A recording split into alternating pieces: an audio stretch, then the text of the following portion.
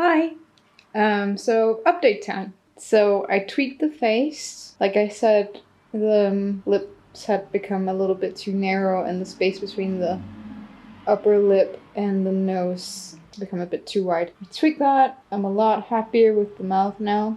I think I managed to move the corners in a bit as well. And just slight symmetry things on the eyes and on the top of the head and stuff. Added a bit of clay down here because the bottom of the jawline wasn't even. Pretty happy with that. I think I'm gonna leave it for a bit, probably come back and have a look and just check before I move any further. So as you can see, the body is in pieces now. When I was cutting the torso into pieces, basically these two bits completely crumbled. I had to, for this one, it's only this front piece that survived. The rest I had to rebuild, and it's basically the same for the bottom part. So I've shaved away this inside bit to make space for the belly to go in there.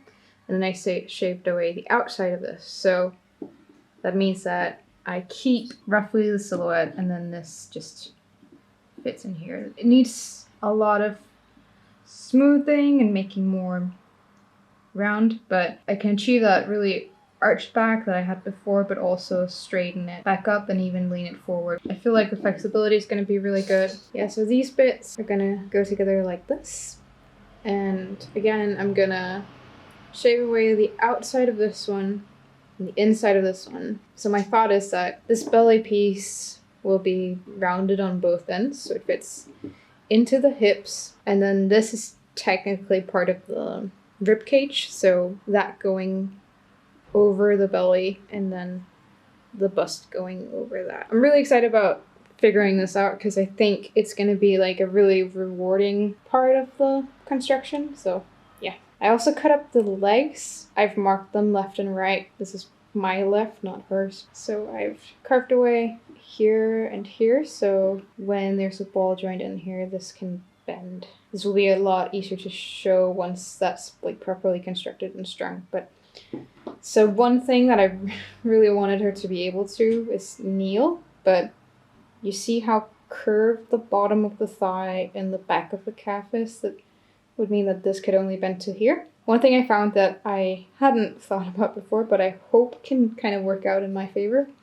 is if you twist the calf around, this curvature sits almost perfectly at the back of the thigh. So if I can somehow make the double joint in the knee able to extend like that, you can imagine putting a foot like that. It's a little bit crazy to pose it and to think about it, but I think it could look pretty good.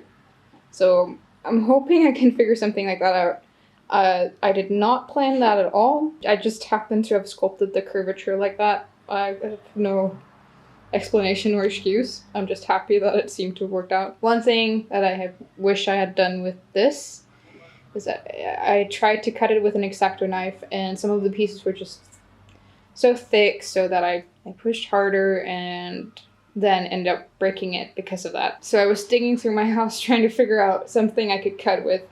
And I found this, which is a tool for carving pumpkins. It has this serrated edge, and it's not actually very sharp, but you can kind of saw with this, and that worked really, really well for the thighs. The layer of clay was super thick, but I could just kind of saw straight through them. So as long as the cut is on a straight line, then it worked out really well. Of course, it wouldn't have worked very well on like this bit under the bust or like between the shoulder blades, but I think definitely like this cut could have been a lot easier done with that, and I think even this could have done better. That's something I'm happy that I've found. So I'm definitely going to use that on the arms, and like I mentioned before, this top bit of the head is probably like solid clay. I've tried to make this line go straight over the head, so that means I can just saw away at it with the pumpkin carving tool rather than spend a lot of time and energy